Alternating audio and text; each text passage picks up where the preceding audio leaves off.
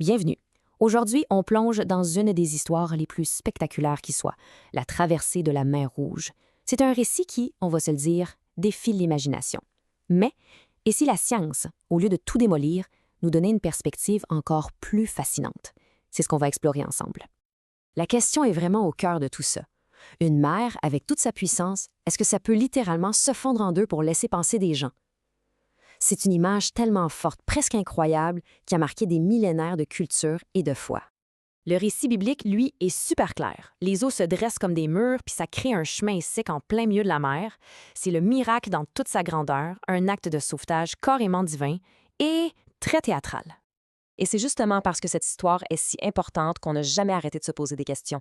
Ça ne concerne pas juste la foi. Les historiens, les archéologues, même les océanographes se sont penchés sur ces mystères. Comment un événement pareil a-t-il pu marquer les esprits à ce point? Et si la clé de l'énigme se trouvait dans le texte lui-même? Des fois, les détails les plus importants sont juste là, sous nos yeux. Allons voir comment une lecture attentive peut nous mettre sur une piste assez inattendue. L'idée est vraiment fascinante. Plutôt que de voir le miracle comme une sorte de pause dans les lois de la nature, le texte lui-même laisse entendre que Dieu pourrait se servir de ces mêmes lois pour arriver à ses fins. Le divin ne serait pas contre la nature, mais en parfaite symbiose avec elle. Et voilà l'indice crucial. Le texte ne dit pas juste que la mer s'est ouverte. Non, il précise comment, grâce à un vent d'est, un vent super fort et qui n'arrête pas. Ce n'est pas juste un détail poétique, là. C'est une véritable piste scientifique. Alors, ce détail nous ouvre la porte à une explication bien réelle qui est étudiée par la science moderne.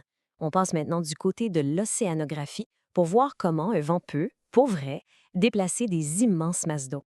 Le terme scientifique, c'est wind set-down. C'est un phénomène qui existe, qui est documenté, mais qui est très rare. Il faut s'imaginer un vent qui souffle avec une force et une constance incroyables sur une grande étendue d'eau peu profonde. Il ne fait pas juste créer des vagues, il pousse littéralement l'eau. Il la force à se tasser, à se retirer d'une zone. Ce qui est fou, c'est que des simulations par ordinateur ont réussi à modéliser ce processus. Un vent très fort qui souffle pendant des heures et, hop, l'eau est repoussée de chaque côté d'un relief sous-marin. Un passage se forme et le point le plus important, c'est que dès que le vent arrête, l'eau revient à sa place avec une force et une vitesse incroyables, ce qui correspond pile à la suite du récit, quand l'armée du pharaon se fait engloutir.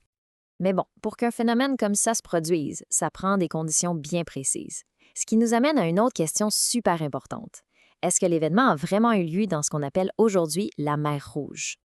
Regardons ça. La mer Rouge moderne, elle est très, très profonde. Un vent, même un vent violent, n'aurait pas un grand effet sur une masse d'eau de même. Par contre, les anciennes lagunes du delta du Nil, qui ont disparu aujourd'hui, étaient immenses, mais pas profondes. C'était le candidat parfait pour un wind set-down. La géologie suggère donc que l'endroit de la traversée pourrait être dans cette région-là, qui offrait le cadre naturel idéal pour un événement de cette ampleur. Alors, où est-ce que tout ça nous mène? Est-ce qu'une explication naturelle enlève de la valeur à l'événement ou au contraire, est-ce que ça l'enrichit? Voyons voir comment ces deux points de vue peuvent finalement coexister.